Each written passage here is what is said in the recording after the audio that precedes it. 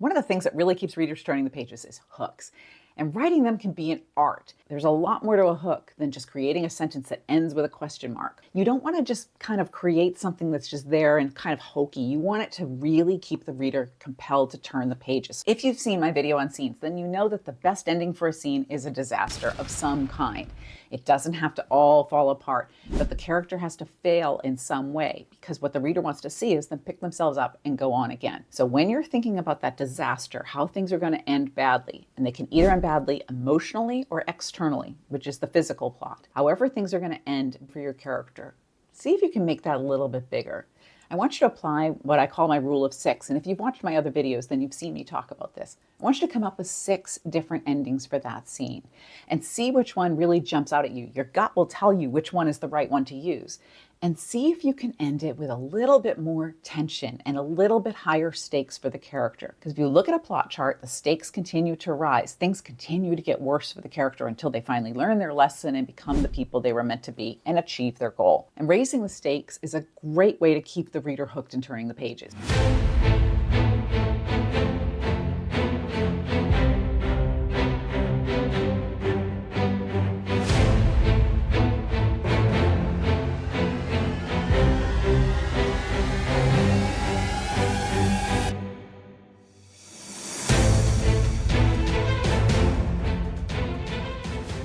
The other way you can create a hook is to end a scene in the middle.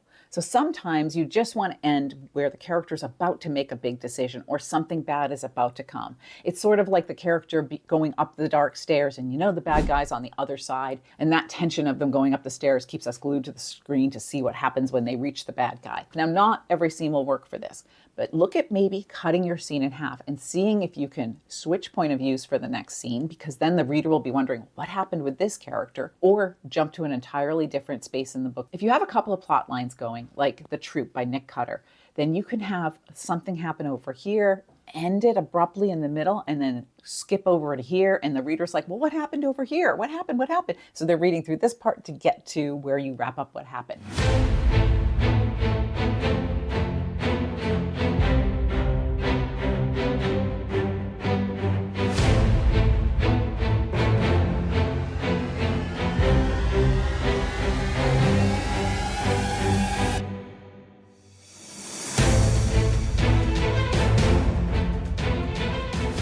That's a great trick for getting the reader to keep going, especially when you end it on like kind of that soap opera ending, like what are they going to say? What are they going to do? Break it up with another scene, change the point of view, or just start a new chapter with the ending of the scene. Your goal in this is to build suspense and tension. And I'm not talking about mystery kind of suspense. I'm talking about suspense on the reader's side where they're wondering, how is this going to work out? That's what you want to do with a hook, because that's what keeps people reading until 2 in the morning. Another way to add a hook is to change the emotional ramifications of the character's decision. Okay, that sounds like a lot of big words, and maybe it is. Humans create their own problems, right? We're very self-defeating, and your characters are the same way. The doubts and fears and insecurities that they have inside them is what causes them to react in a way that has ramifications. So if you have a character that overanalyzes and tends to not act because they're going to weigh all the different outcomes, what can happen to them at the end of the scene is that they don't act fast enough because they're sitting there analyzing for too long, and things get way worse because the character did not act. So that tendency, that comfort zone that they have of overanalyzing costs them something. I've been watching Your Honor on Netflix, which was a Showtime show that came out a few years ago. The main character is the judge, who is the father, who tries to fix everything by controlling all the pieces on the board.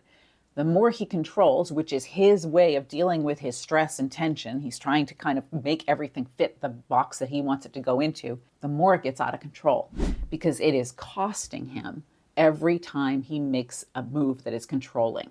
There are ramifications to his decision to stay in that comfort zone of controlling the outcome.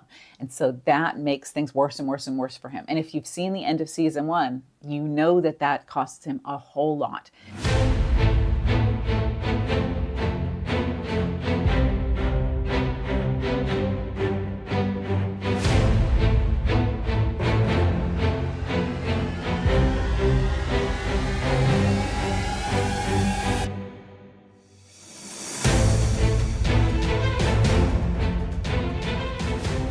So look at the books that you read and the movies that you watch and think about how this character's tendency, their comfort zone of acting in a certain way, costs them, because that can create a great hook for the end of your scene. And if you really want to know how to create great characters, then I highly suggest you watch this video, because you can have the best hook in the world, but if you don't have great characters, the reader's not going to pick up the book.